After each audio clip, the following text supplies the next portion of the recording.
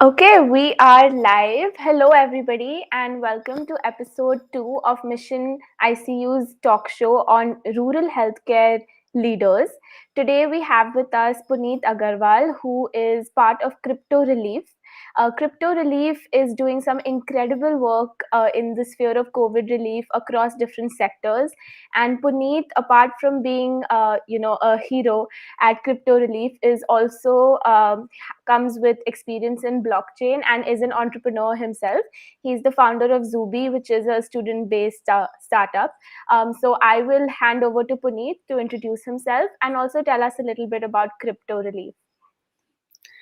Thanks, Lubaina, and thanks the Mission ICU team for this series of episodes. And thank you for inviting me here. So, background about me: so I've been active in the crypto space and in the blockchain ecosystem since like 3+ years now. Wherein like I started initiatives for community awareness, or for the student awareness about blockchain, which was started as blockchain at India and eventually got formed as Zubi. So I founded Zubi, which was a student-focused startup, which is in the edtech industry for blockchain. And yeah, so apart from that, I have been working with different organizations in the space as uh, in roles of technology, person who is building the technological products, and also as a business development person, whereas someone who is helping the operations of that particular business and product expanding. And yeah, since April, I'm volunteering with this organization called Crypto Relief, and that's a background about me. And in terms of what Crypto Relief is, so like this started very informally back in the end of April 2021, and it all just started. We were at the in between the we were at the peak of second wave, and we were seeing the oxygen crisis across the country. So that's when Sandeep Nelwal, who is a global blockchain leader and co-founder at one of the leading public blockchains companies in the globe. So he started this movement or this initiative with a tweet saying that now is the time for crypto and blockchain ecosystem members who are present across the globe to contribute to help India fight COVID. And that's how it started. And it was just a call of action on Twitter as a tweet, and that went in viral. And within a very less period of time, we were able to raise like few $100 million.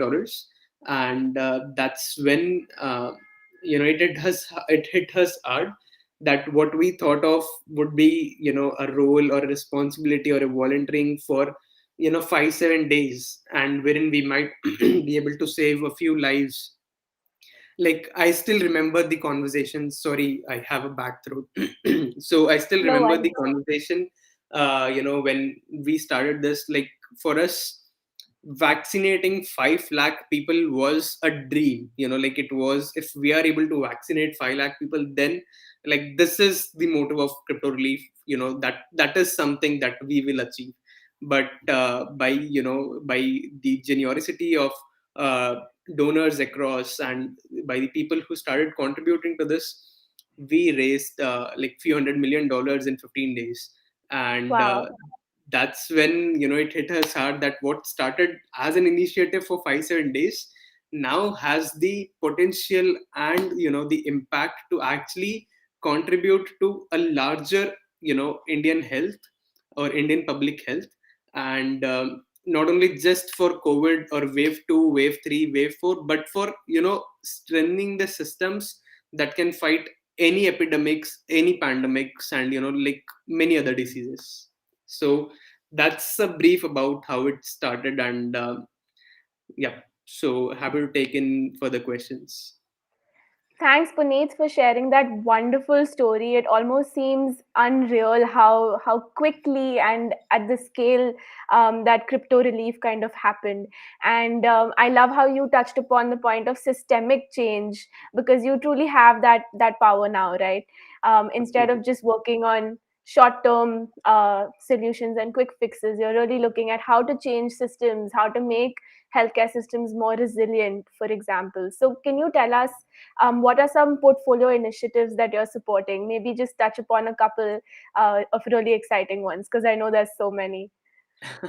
No, no, absolutely. So I'll, not just couple, let me give three, four kind of the scenarios in terms of the chronological things, how things happened in. So, Great. as soon as the fund started, like it was a relief fund, as you know, so, we, and the immediate need of the country was oxygen. So Mm-hmm. that's when, we like brought in concentrators, cylinders, contributed to organizations which are already doing that to expand their scalability and capacity to bring in more. And one of the initiatives which I would like to highlight here is, so we got in touch with Indian Embassy in Kuwait, and Mm-hmm. we, requested to donate cylinders in kind to the embassy. And we started with 1,000 cylinders to start with, and then subsequently we donated 10,000 50-liter cylinders to the Indian Embassy in Kuwait. And the best part was, all of these cylinders came into the country in Indian Navy ships, which was the part of the Oxygen Samudra Seva 2 mission that was between the bilateral countries. So that's how initiatives like these, reaching out to the right officials at the embassy, the ambassador, and bringing in or contributing the cylinders and bringing those. So this all happened in the first week of our existence. And then, as we went ahead, there were other things that was in demand, like vaccination was a name for us. So we Mm-hmm. contributed to, and vaccine hesitancy was the part, or was the scenario in back in May. For dose one as well. Today we see, for there are at some pockets, there is communication or a booster needed, or a push needed to take in the dose two. But then back then, people were even not taking the dose one. So Mm-hmm. that's where we supported this project called Project Swaraksha, that ensures the rural vaccination, at the, not only just the tier 1 cities. So when there are the initiatives that were focusing on tier 1, these in this initiative was focused on villages, that has a population less than 10,000 members. So exactly in the deep pockets of the country.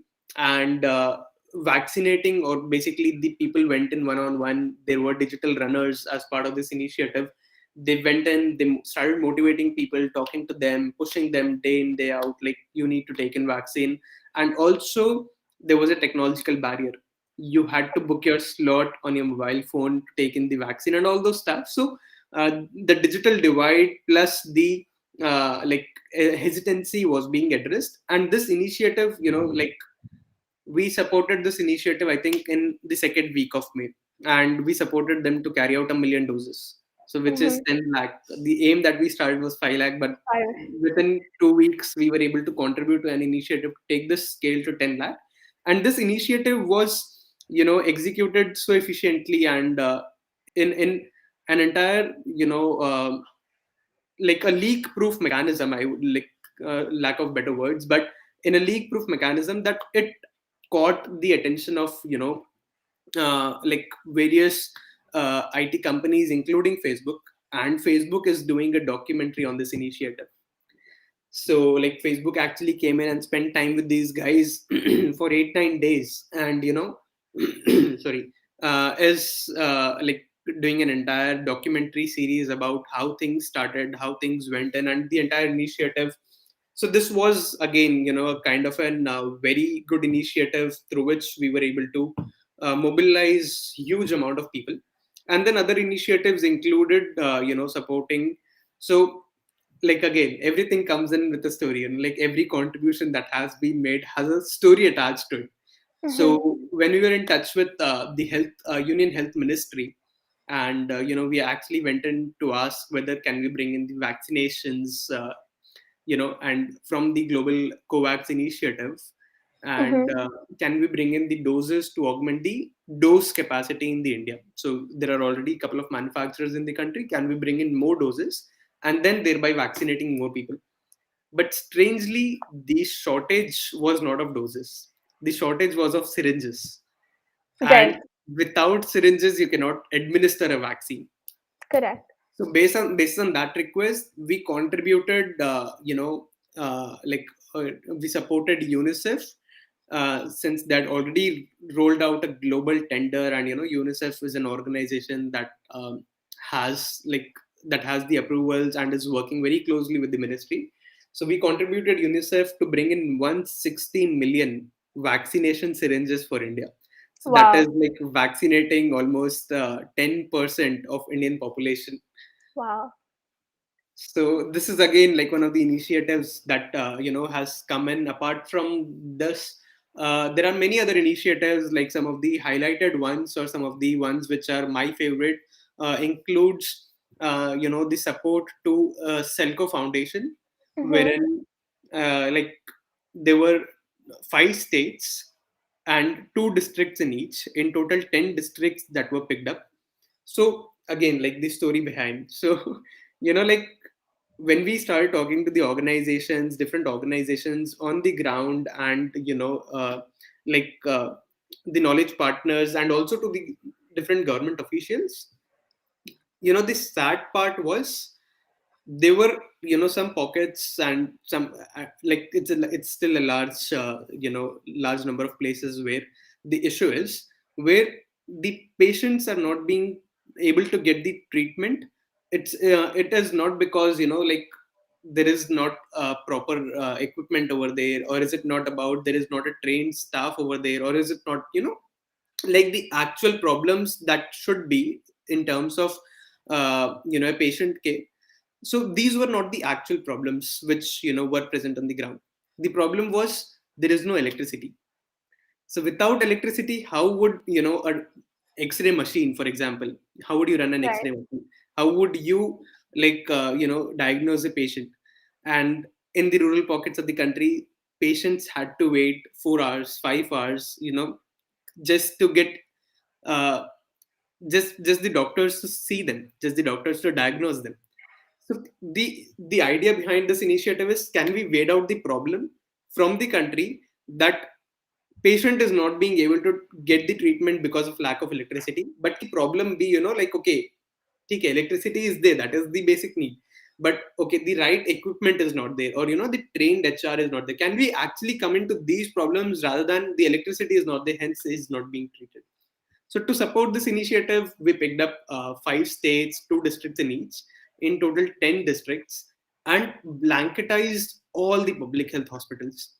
So Mm-hmm. I'm talking about almost 1,278 Whoa. hospitals across these 10 districts, and blanketizing solarization of these public health hospitals.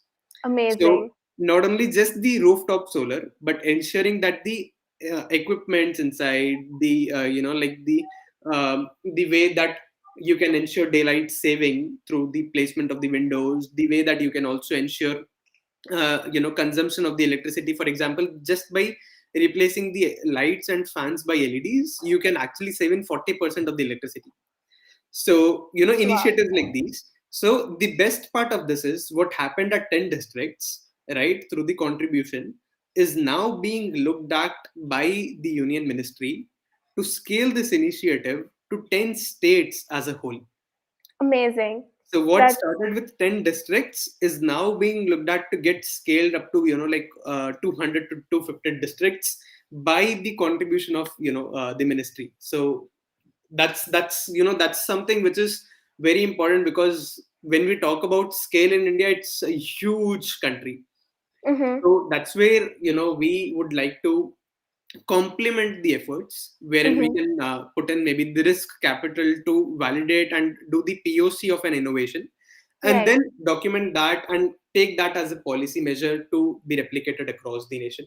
So, there are many such initiatives, but I am pretty sure you have more questions. No, I don't even know where to start. I mean, from vaccinating 10% of the population to this solar project, which is being adopted for scale. I think the story of crypto and the work that y'all have been doing is just incredible. And this is over a span of what, 6 to 8 months? Six to eight Uh, months, yes. 6 to 8. What a year! What a year it's been for you. I can't even imagine. So today's topic is about leveraging partnerships in healthcare, and we chose this topic together because you felt it was important and because you feel that it really echoes the values at crypto and the work that you all are doing at crypto. So let me ask you to elaborate on why you think partnerships are important, and how crypto is imbibing that into its daily impact. Sure. So, partnerships is something which is, like, I feel doing things in silos is something that is not part of the sector. There is an entire startup ecosystem. There are private limited companies working on building in solutions, creating in profitable models. But this sector is not about competition. This sector is entirely about collaboration. Mm-hmm. Wherein if you are able to work with other set of the organizations working together, instead of like doing it in silos, maybe you would have created the impact at like you would have created a decent impact, but for that to scale exponentially, that's where you require in the partners. So with that strategy and with that concept and belief, we every initiative that we support in, we ensure that there is partnerships involved, be it in terms of partnerships of, let's say, there are we have been supporting many organizations in terms of buying in the equipments like for their initiatives. So wherein like and they procure equipments like maybe cylinders, concentrators, like whatever the equipment is needed in a like public health ecosystem. So simple partnerships like, can we like bring in some of the large scale companies and get get order in bulk and get the prices leveraged for all the smaller organizations. So what Mm-hmm. someone would have bought in maybe for like X price, but buying at quantities would give you the leverage of buying that maybe at X minus 30 or X minus 40%. So Mm-hmm. that 40% can then be used for many other activities, because there's like the idea is to spend the money wisely and to make every penny count. So simple Absolutely. partnerships like these. So this is in terms of the budgeting and others exercise, but also strategic partnerships. For example, let's talk about the exact initiative like Mission ICU initiative, wherein there are ICU beds being added into the country. So we all would echo on this thought that adding in the ICU beds would not solve the problem. There Mm-hmm. has to be a triage of the HR, the right set of the HR which is present to run the set of the ICUs, the equipments, and then a continuous support and maybe form of the tele ICU model that has to come in. Only then the efficiency of the ICU would be like as per the expected. Just putting in the equipments is the easiest part, let me put it that way. Right. Anyone can put in the equipments, but ensuring that there are right set of the HR, and it takes 12 years for a doctor to even enter into an ICU and to be able to operate there. So like that is the criticality which is involved in an ICU environment. So like that's when building in platforms or bringing in platforms like Corona Safe, which are building in the tele ICU concept, doing pilot with few other groups to maybe start training the people in this ecosystem, giving them the right sort of protocols. So like, and this is how we explored in this initiative as well, wherein the beds are being added by Mission ICU team. Then there is a Breathe India team that is doing a pilot on training and HR and protocols and all those stuff. Then there is a Corona Safe team which is involving in the tele ICU. So simple like initiatives like these, wherein the strategic partnerships that complements the skill sets of the organization is very important, and that reflects the exact strategy reflects on most of our next set of buckets as well, whatever we have planned in, it's an entire approach of alliance, it's an entire approach of co-creating, it's an entire approach of collaboration, and we totally resonate on that. Great, great. Thank you for sharing. And this again brings up that initial point of systemic change, right? If you want to change a system, you can't just go in at one place. It needs to be a holistic kind of solution. So, thank you for bringing that up again and for highlighting the importance of partnerships and collaboration in the social space. And I love that you spoke about how it's not about competition, which is what it is in the startup ecosystem. So there's that huge culture shift almost, and I'm sure you must have felt it even more intensely coming from the startup world. Do you have Yeah. any comments on that? No, so we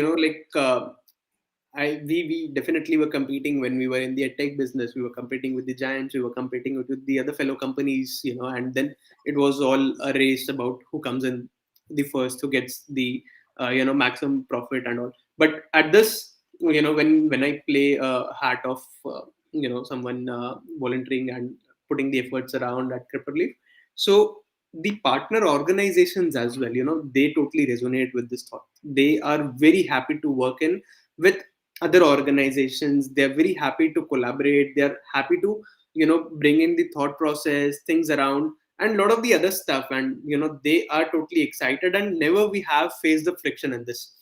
Always there was the scenario wherein people were actually interested to collaborate. People were interested to learn the learnings from what other organizations did. And that's about how it is, because there are also experiments that comes in, and it's totally fine to fail, because that's when you learn something that, okay, by this approach I should not repeat this, or this approach should not.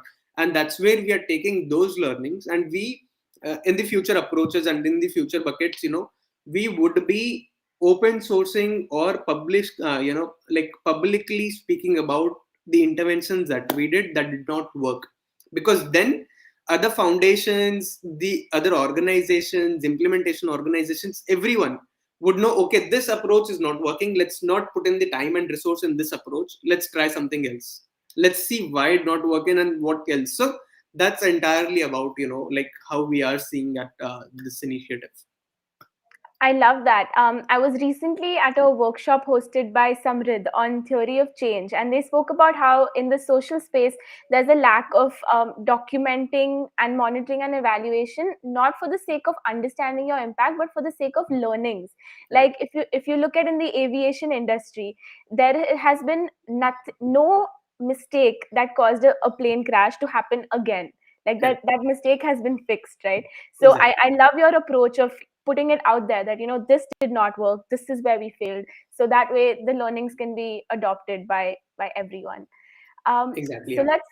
let's move on to the next question.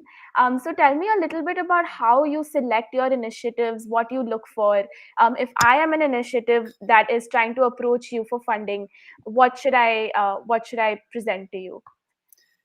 So there are two angles to it. One is the proposal side, one is the compliance side. So in terms Mhm. of compliance, like the since we are a foreign-based fund, registered in the UAE, Mhm. so we only work with organizations in the country that have an FCRA license. So Correct. that is one part. Like in terms of the organizations that are receiving in cash support from us, are like the set of the organizations that need to have the FCRA license. Otherwise, considering the compliance of the nation, we are not able to support the other organizations.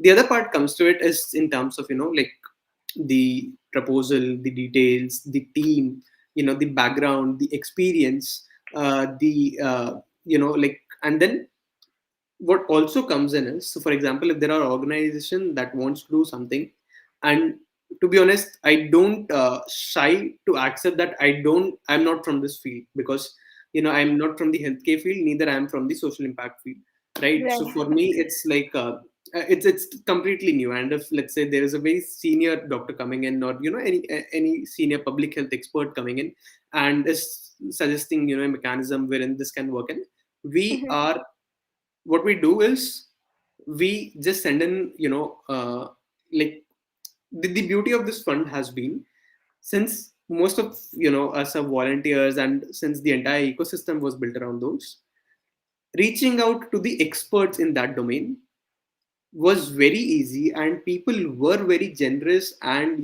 very kind to help us evaluate the proposals. Wow. So Okay. that's when, if there is something that we don't know, instead of trying to learn it all and then getting back to them, okay, this is how, that not, we send it to the experts, ask for their approval, ask for their advice on these, their suggestions, their feedbacks, and basis on that we discuss those with the partners. And we also try to bring both of them at the same call, so that the thought process can be exchanged. They come and understand the overview about things, how things are, and then that's how. And it's not, it has never been about a binary decision that okay, we will support the project, or okay, we will not support the project. It has always been, okay, these are the parts that we are not able to support, this is how we suggest you to change the proposal if that works with you, and Mhm. with that we would be able to support, or like whatever the uh, decision can be. So it's always an iterative process. If there's something which is actually making sense, right, but there are certain parts which we are not getting aligned on, so that's where we discuss those with them, ask them to revamp the proposal, put in some level of aspects, and like it's entirely iterative and a co-creation journey then.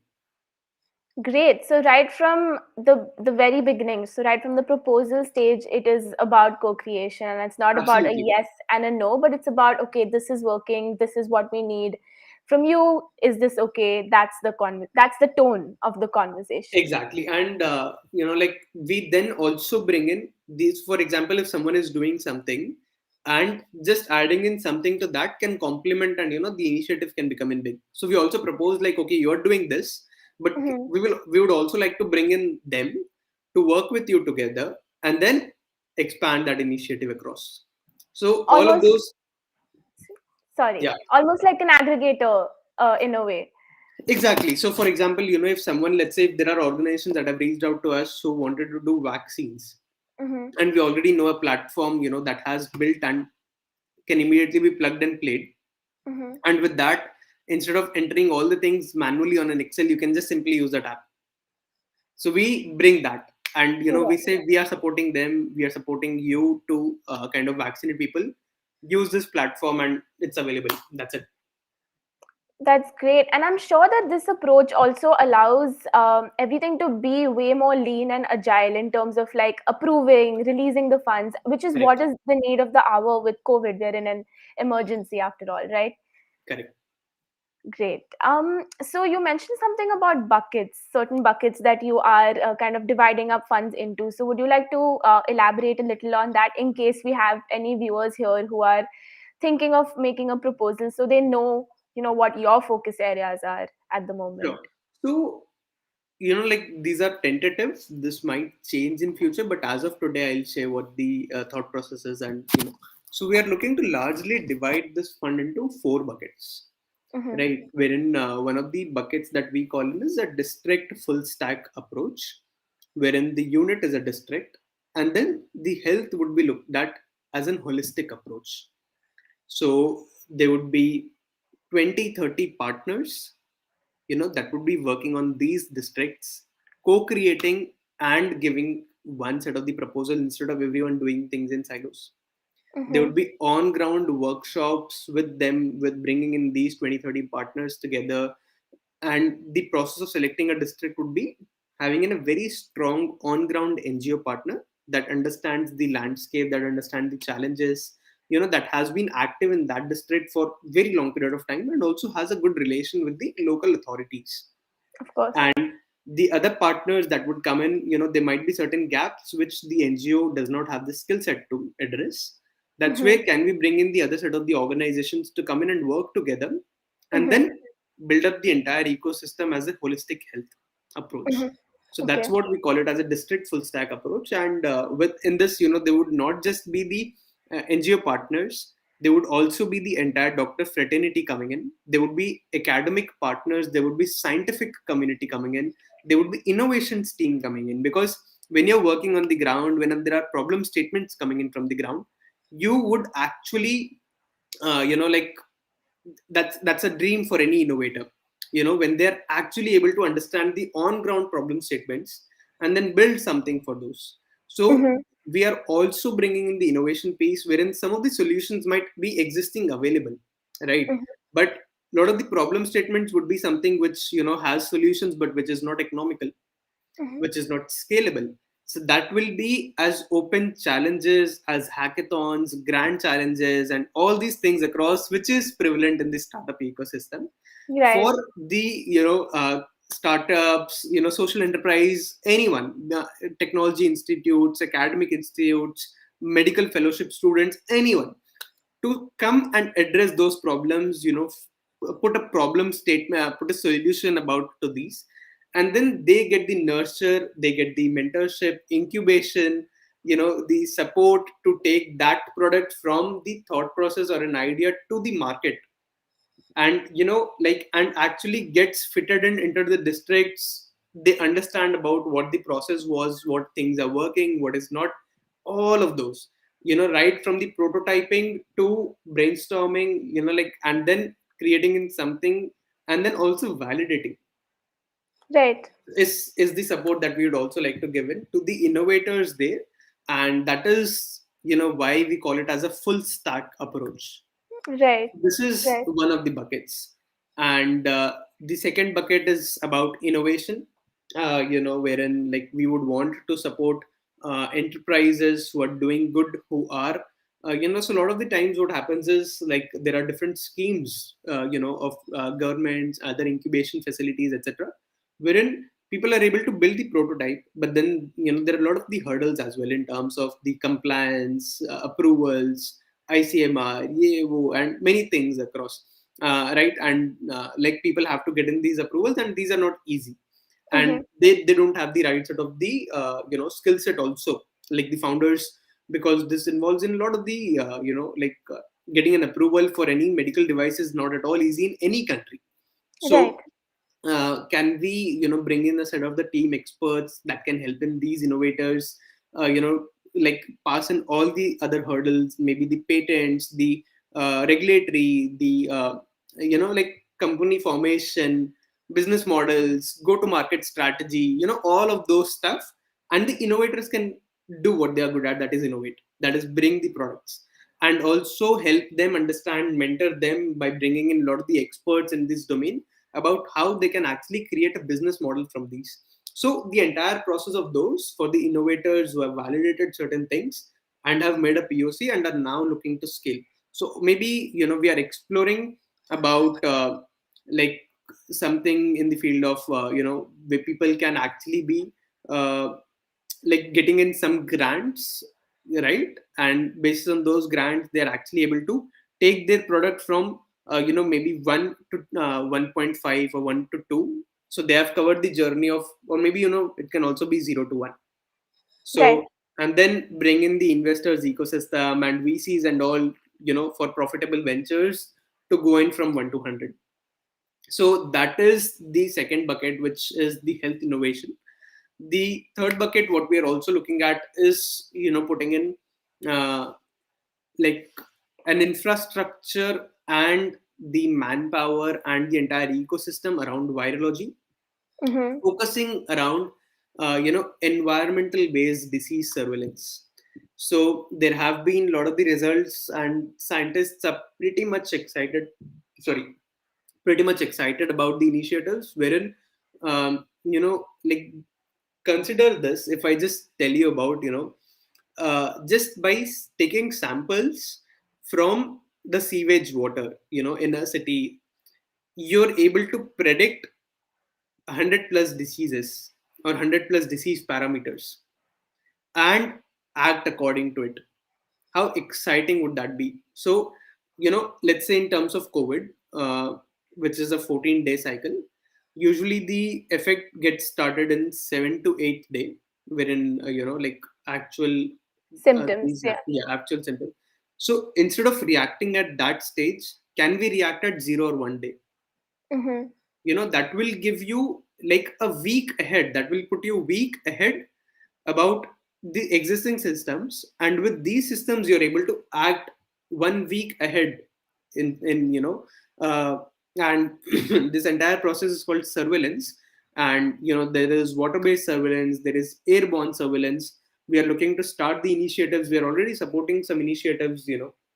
For example, we are supporting IIT Madras Mm-hmm. to take this initiative and set up uh, an entire ecosystem around IIT Madras, and they would be able to then cater to cities like Chennai, Coimbatore, Madurai to start with, and then further expand. So similarly, we are looking at an alliance approach about can we put in many such centers across the states and across the country, and then they actually survey or surveillance on these diseases, the parameters, and act accordingly. So this should not just end up as a research project. Okay, ठीक है, यहाँ पर इतना कुछ बढ़ रहा है, but actually it should become as informing it to the right officials to take in necessary actions to curtail these situations.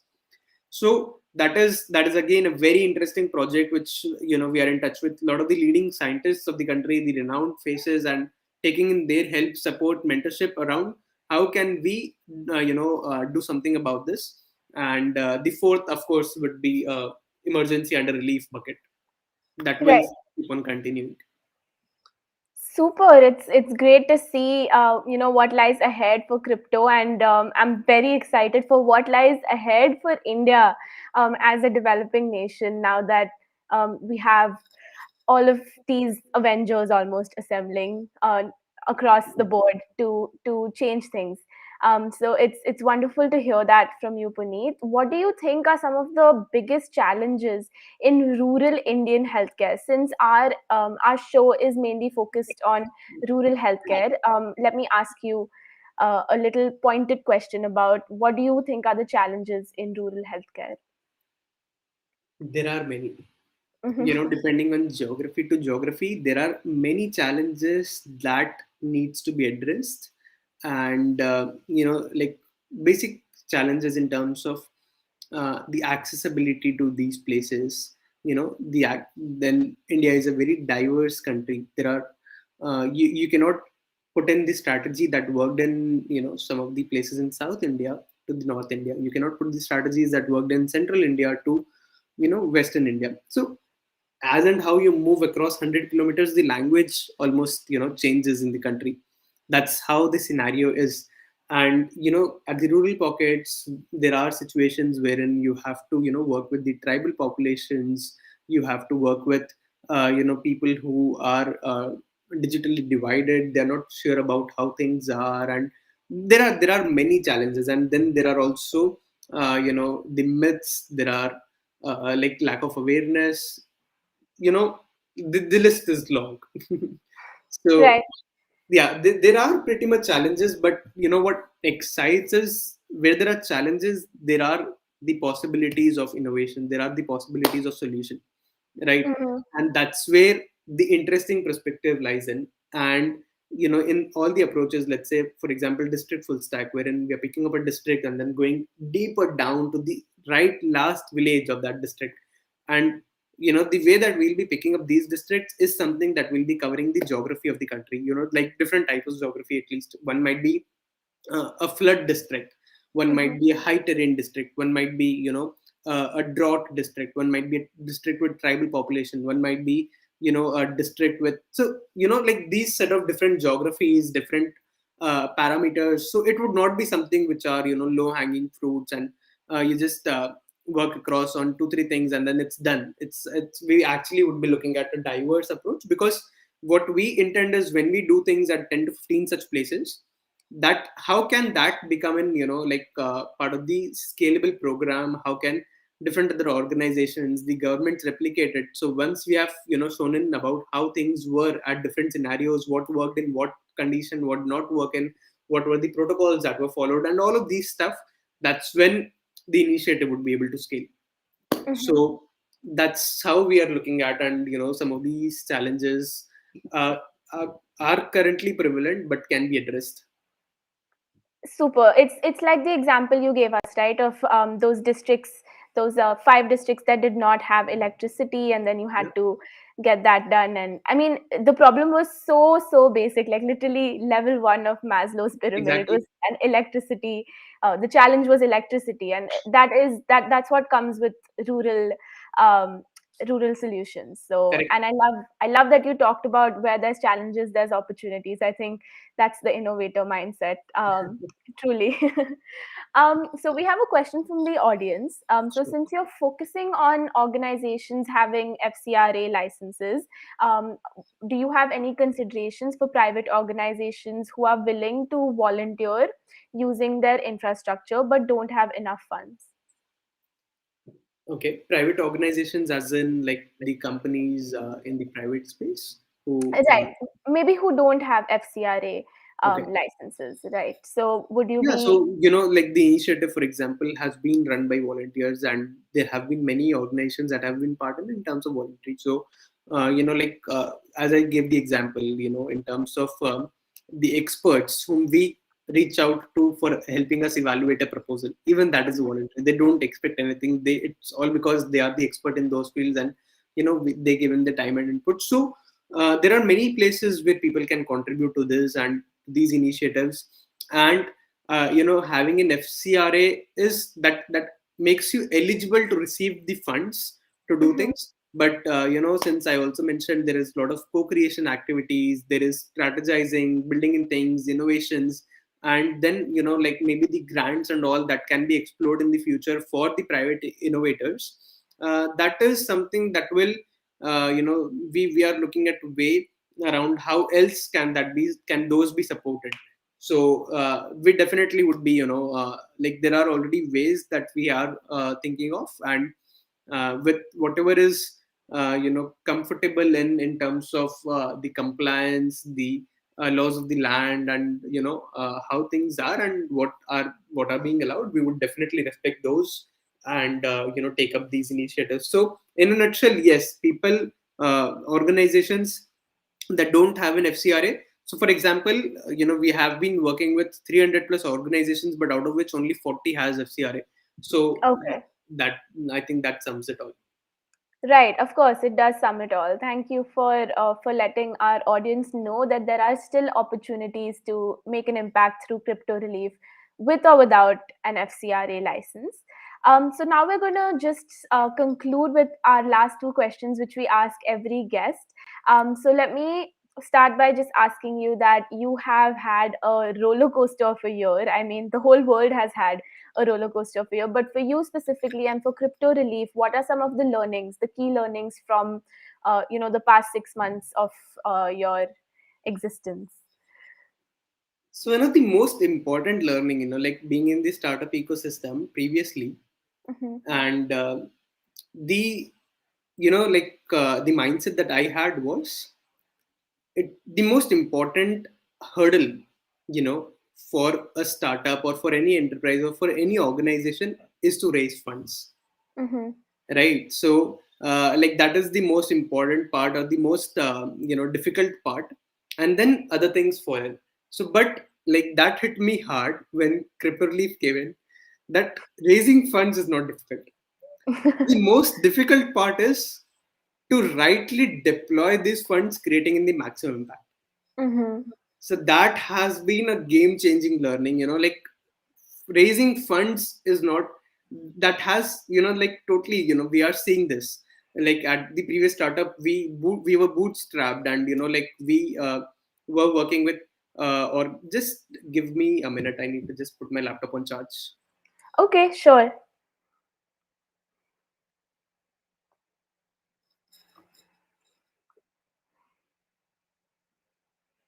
If the audience has any other questions in the meantime, feel free to put them in the chat box, and if time permits, we will be happy to address them.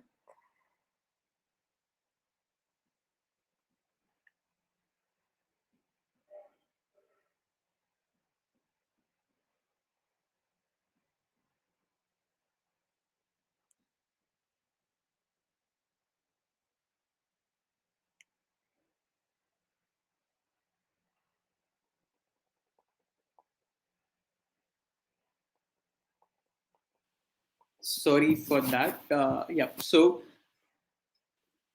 Yeah, that was the most important learning, in like understanding or actually realizing where in one stage you were actually bootstrapped and you were looking for the seed fund to get things moving on, but then suddenly you have access to $100 million, or few $100 million, like it's currently 400 plus. So and then deploying that rightly, making the best impact of it, and putting it at the right places, because it's public money, charitable, and you cannot, that's the most important part, and that has been like the most important learning, that raising funds or getting access to funds is actually not the difficult part. The further difficult part is Right. to deploy that or to utilize that fund rightly. Absolutely, and there's a responsibility almost. And I would be amiss if I did not quote Spider Man here, but with great power comes great responsibility, right? So I can understand that you had to learn on the job and figure out how to deploy these funds to make the most impact. And I can only imagine the journey it's been for you and your team. So, my last question for today is for young social entrepreneurs and entrepreneurs out there who want to make an impact. Is there any message you'd like to give them? See, again, like for me, I'll just share about how things were with me, and maybe if people can relate with that, that would be like super amazing, or that would be an honor for me. So, like when I volunteered for this initiative, I did not have any experience about what Indian health looks like. To be very honest, I would Mm-hmm. like to accept on this call that I did not knew there is anything below district hospital. What I knew was, okay, like any case I wanted to go to an hospital, I knew there was Apollo, there was Fortis, there was Medanta available in the vicinity, and I always visited those. It hit me hard that there were 10 other public health hospitals available within 2 kilometers of my radius. I did not knew them. I did not knew their existence. To be very honest, I did not knew what a PSA means, what a concentrator means, right? What a cylinder means, and I did not knew these. Plus, for me, the NGO space, like since I was not exposed much to the NGO ecosystem, for me the NGO space, I did not knew about there are these many active NGOs in the country, working in at so grassroots levels, and you know doing a lot of the stuffs on the ground. But then one thing why we were able to like we would not like at least we would have we must have contributed something in this space, and worked with the right set of the organizations and put in the right set of the projects, like some of the examples which I've talked about, is because we had the intention.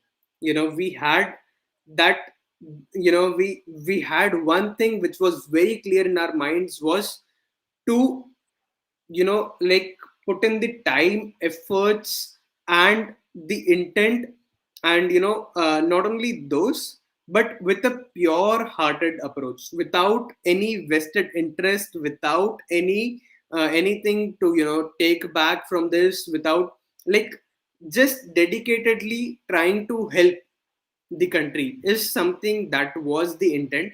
And because maybe of that simple intent, that we would want to contribute something for this nation, we would want to with no vested interest at all. Like we have seen people working 7-8 months, putting in 12, 13 hours a day without taking a penny as a salary, right? So Right. putting in dedicating your entire stuff for these. So without like that is something which is the most important message for anyone who is looking at this sector, is to not make quick money. If you want to make quick money, there's the entire startup ecosystem that is available. There is the entire, there are many other mechanisms wherein you can actually make money. But if you're entering into the social sector space, or the civil society organizations, the only focus, or your primary focus, should be impact. And that is something that will change the organization, in my experience, like that will make the difference. Great. I think that is the perfect note to conclude this call. Thank you so much, Puneet, for your humility and your honesty and for sharing crypto and your incredible story. I think there's been a lot that has come out of COVID, and most of it has been bad, but not all of it. It's almost like a ray of hope that crypto came out of it. So thank you so much, Puneet. It's been a pleasure. Great. I think there are few questions I have. If you are available, we can. I have like 5-7 minutes with me. Sure, sure. Oh, I see them now. Okay. So let's start with this one. How is a day in your life as a full-time volunteer at crypto? And what are your roles, responsibilities, and challenges?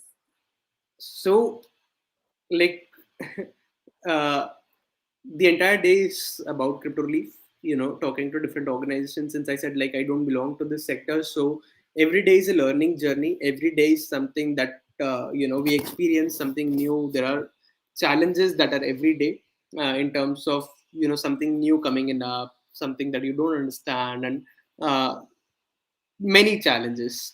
Like every single day is full of challenge, full of learning, full of excited opportunities, and talking to very influential people around, understanding their perspective. That's like this is how an entire day is. And usually we end up working 12-13 hours a day for crypto relief, apart from some other activities like if and then. So it's usually and mostly the entire day for the initiatives around. Super, super. And then I think we just missed one other question. So what do you think is the difference between social entrepreneurship and entrepreneurship? Okay, that's an interesting question. So, social entrepreneurship is something that you are building in product for an impact. You're not building a product with the motive of taking in profits. There would definitely be profits involved to make the organization sustainable in the social entrepreneurship. But the primary motive is to not make money. The primary motive is to make an impact. So I would call it in that way. And like, not only this primary motive in terms of showcasing it on papers and things, but it should actually reflect in that, wherein the subsidization of certain things, wherein what services are being available today, let's say at maybe for an example, a CT scan today in a private hospital like setup is available for 2500 to 3000. In a government hospital is available maybe for like 500 to 1500. But then, can a social entrepreneur build in something to make this thing accessible at low at 50? Not to compare that. Okay, private entrepreneurs or companies like the private tech companies, who are in the medtech ecosystem or biotech ecosystem, they are putting it at a price of 2500, so I can put it at a price of 2000. No. So how can you make the impact? How can you create an impact in the lives of the people? How can you make things affordable and accessible to the population, the large set of population that cannot access it? So this is something that I would call in as a social entrepreneur or a social enterprise. Correct. I would echo that as well. I think it's about shifting the focus of your mindset from profit to impact. Yeah, So that's how I understand it. All right. I think we have addressed all the questions. great. Let's just Okay. Thanks so much, Puneet. Again, it's been a pleasure, and I've learned a lot from your story. And the video will be available on YouTube for our audience to refer to in the future as well. Great. Thanks for inviting and giving this opportunity, Lubaina, and thank you for hosting. Thanks. Bye, Puneet. Have a great holiday season. Bye bye. Thank you. You too. Bye.